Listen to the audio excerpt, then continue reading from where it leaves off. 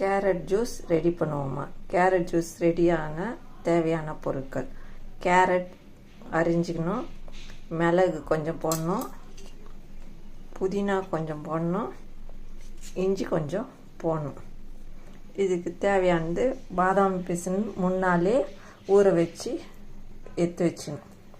இதில் டம்ளரில் ஆட் பண்ணிடணும். கேரட் ஜூஸு ஆட் பண்ணின்னு கேரட்டை இப்போ ரன் பண்ணிப்போம். கொஞ்சமாக உப்பு சேர்த்துக்கணும், கொஞ்சமாக கல் உப்பு சேர்த்துப்போம். இப்போ இந்த கேரட் ஜூஸ் அரைச்சாச்சு. இப்போ வடிகட்டுவோம். இந்த கேரட் ஜூஸை இந்த வடிகட்டியில் ஊற்றி கொஞ்சம் கொஞ்சமாக தேய்க்கணும். தேய்ச்சா இறங்கிடும். இது புதினா சேர்க்கறதுனால நல்லா வாசனையாக இருக்கும். இந்த பாதாம் பிசினில் ஜூஸ் ஊற்றி எம்மியான கேரட் ஜூஸ் ரெடி.